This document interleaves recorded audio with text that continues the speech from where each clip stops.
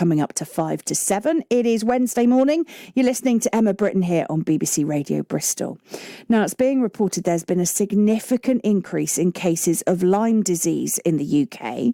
It's spread to humans if you're bitten by an infected tick. Now, Ashton Court in Bristol's a hot spot for ticks because of the deer herds there.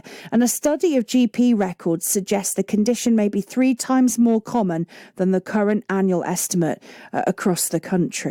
Julia Knight is from Lyme Disease UK. Julia had Lyme disease after being bitten in 1999. Good morning, Julia. Good morning. So does it still affect you now, all of these years later? Yeah, it certainly does, because in my case, it affected my nervous system. And I was very ill at the time. I spent some time bedridden, a further 7 years housebound.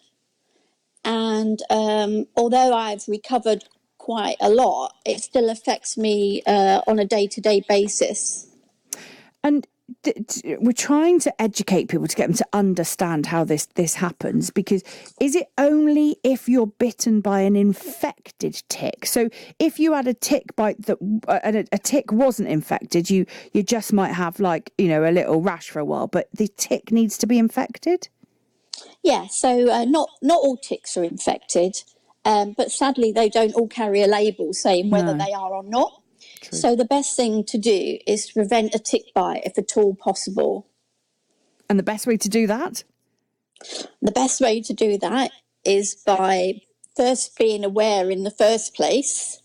If you're out and about in the countryside, or bear in mind that people have been bitten in London urban parks and gardens, wear a repellent if you know that you're out and about in a grassy area.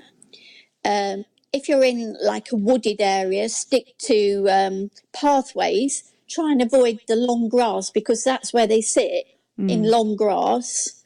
Try and go in long trousers and long sleeve tops if you can, not your shorts and flip-flops. Now, I mentioned Ashton Court can be an issue for ticks because of the deer herds there. You have a friend from Bristol who has Lyme disease, don't you? I do indeed. Through the work that I do at Lyme Disease UK, we get lots of people coming to us for advice.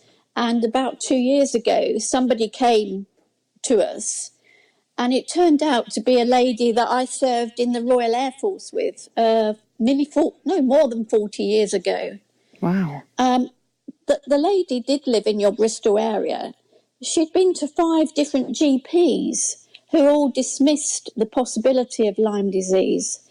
And in the end, she did get a positive test. She still didn't get treated and was forced to go abroad to get treated. Oh, my goodness. So is there an issue, not only with the general public not understanding it, but actually medical professionals not truly being fully genned up on Lyme disease?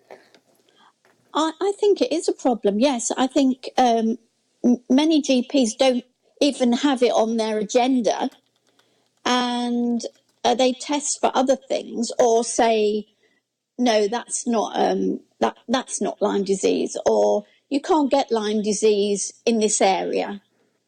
Ticks are endemic throughout the UK now. So if people want to find out more, because this is about awareness and education, can they do that through Lyme Disease UK? Yeah, they can visit our website, lymediseaseuk.com.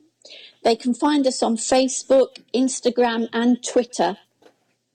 Thank you for being on the show, Julia. Julia Knight from Lyme Disease UK, a charity that does awareness and advice about the disease. Cases of Lyme disease, it's being reported across the country, are on the rise.